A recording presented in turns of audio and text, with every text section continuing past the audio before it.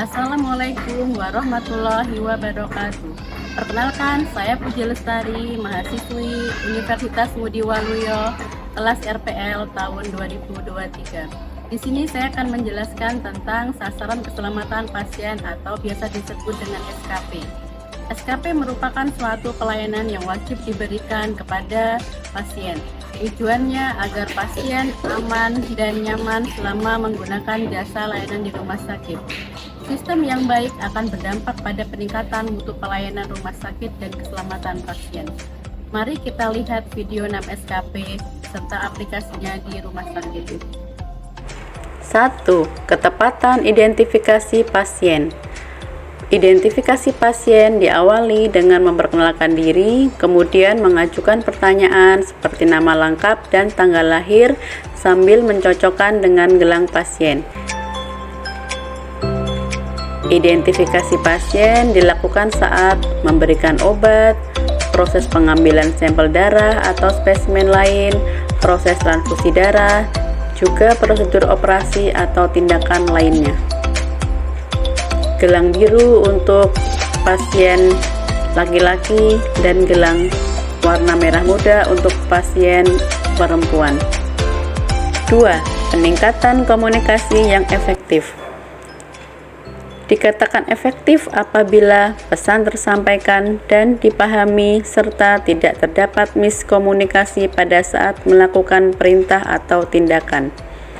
Untuk mencapai SKP ini dibutuhkan 3 sasaran yang harus dipenuhi, yaitu 1.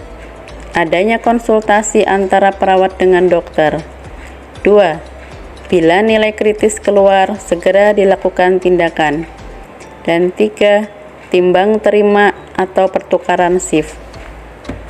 Komunikasi efektif dapat dilakukan dengan cara penerapan teknik SBAR. S. Situasi, B. Background, A. Assessment, R. Rekomendasi.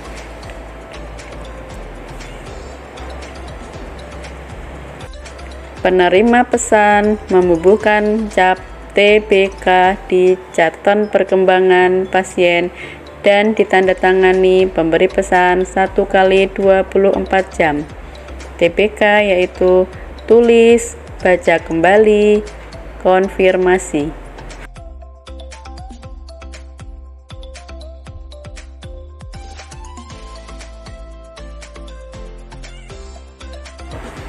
Tiga, peningkatan keamanan obat yang perlu diwaspadai. Penyimpanan obat yang beresiko tinggi harus terpisah dan diberi label high alert.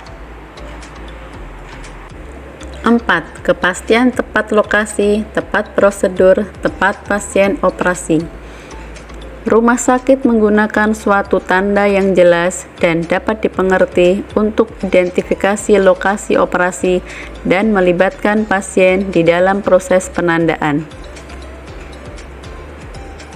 Rumah sakit menggunakan suatu checklist atau proses lain untuk memverifikasi saat praoperasi tepat lokasi, tepat prosedur, dan tepat pasien, dan semua dokumen serta peralatan yang diperlukan tersedia, tepat, dan fungsional.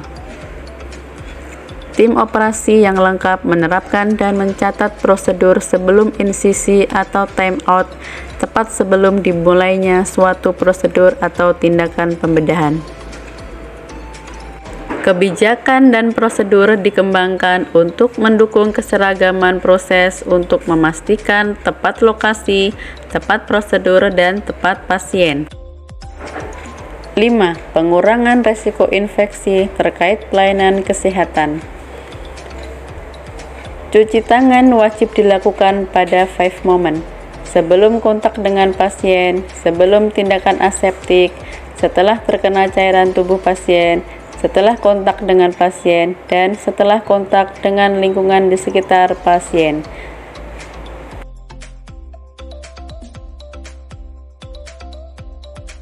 Cuci tangan dilakukan dengan cara 6 langkah menurut WHO.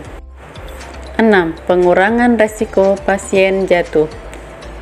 Lakukan asesmen risiko jatuh pada setiap pasien rawat inap dan rawat jalan.